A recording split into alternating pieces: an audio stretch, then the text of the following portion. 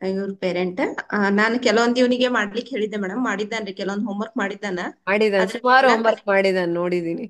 Connect ಮಾಡ್ಲಿಕ್ಕೆ ಎಲ್ಲಾನು imagination ಮಾಡಿ ಇಮೇಜ್ ಎಲ್ಲಾ ಕ್ರಿಯೇಟ್ ಮಾಡ್ಲಿಕತ್ತಾನ. ಅದಕ್ಕ ನನಗ ಖುಷಿ ಅನ್ಸಾತೈತಿ. ಸ್ಟೆಪ್ ಬೈ ಸ್ಟೆಪ್ ಇವ್ನ ಇದೇ ರೀತಿ ಫಾಲೋ ಅಪ್ ಆದ್ರ ಮುಂದ ಡೆಫಿನೆಟ್ಲಿ ಅವನ ಅದ್ರ ಮೇಲೆ ಕೆಲವೊಂದ್ ನೀವೇನ್ ಕಲ್ಸ್ಕೊಟ್ಟಿರೋ ಸ್ಕಿಲ್ಸ್ ಮೇಲೆ ಅವನು ಗ್ರಿಪ್ ತಗೊಂಡು ಇದನ್ನ ಮುಂದುವರ್ಸಿದ್ರೆ ಅವನಿಗೆ ಎಲ್ಲಾನು ಅಂದ್ರೆ ಕೆಲವೊಂದು ಈಸಿ ಆಗ್ಬಿಡುತ್ತೆ. ಆನ್ಸರ್ಸ್ ಅನ್ನ ನೆನ್ಪಿಟ್ಕೊಳ್ಳೋದಾಗ್ಲಿ ಅಥವಾ ಕಂಟ್ರಿ ಕ್ಯಾಪಿಟಲ್ಸ್ ಅಥವಾ ಫ್ಲಾಗ್ಸ್ ಕನೆಕ್ಟ್ ಮಾಡೋದಾಗ್ಲಿ, ಈ ರೀತಿ ಬೇರೆ ಬೇರೆ ಸಬ್ಜೆಕ್ಟಿಗೂ ಇವನು ಇಂಪ್ಲಿಮೆಂಟ್ ಮಾಡ್ತಾ ಹೋದ್ರೆ ಡೆಫಿನೆಟ್ಲಿ ತುಂಬಾ ಹೆಲ್ಪ್ ಆಗುತ್ತೆ ಇವನ್ ಭವಿಷ್ಯಕ್ಕೆ ಅಂತ ಅನ್ಸುತ್ತೆ.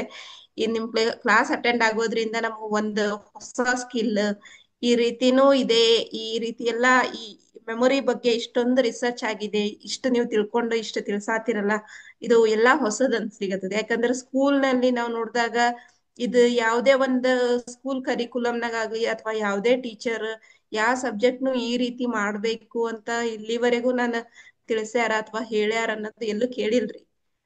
ಇದ ಫಸ್ಟ್ ಹಿಂಗ ಕೇಳಿದ್ದ. ಮತ್ತೆ ಇದನ್ನ ಇಂಪ್ಲಿಮೆಂಟ್ ಮಾಡಿದ್ರೆ ಇದನ್ನ ಇಂದ ಇಷ್ಟ ಎಫೆಕ್ಟ್ ಇಷ್ಟಾಗಿ ಪರಿಣಾಮಕಾರಿ ಐತಿ.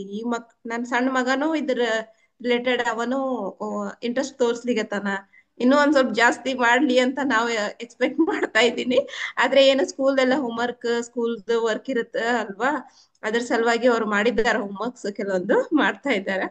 ಅದಕ್ಕ ನಮ್ಗೆ ಖುಷಿ ಅನ್ಸ್ತು ಮೇಡಮ್, ನೀವು ಎಲ್ಲಾ ಮಾಡಿದ್ದು ಮತ್ತೆ ಕೆಲವೊಂದು ಮಟೀರಿಯಲ್ಸ್ ಎಲ್ಲಾ ಕೊಟ್ಟು ಪ್ರೊವೈಡ್ ಮಾಡಿ ಈ ರೀತಿ ಸಿಸ್ಟಮೆಟಿಕ್ ಆಗಿ ಹೇಳ್ ಹೇಳಿದ್ದ ಮತ್ತೆ ಅದನ್ನ ಮಟೀರಿಯಲ್ಸ್ ಜೊತೆಗೆ ಈ ರೀತಿ ಕನೆಕ್ಟ್ ಮಾಡ್ಕೊಂಡು ಫಾಲೋ ಅಪ್ ಮಾಡ್ರಿ ಅಂದಿದ್ದು, ಇದರಿಂದ ತುಂಬಾ ಹೆಲ್ಪ್ ಆಯ್ತು.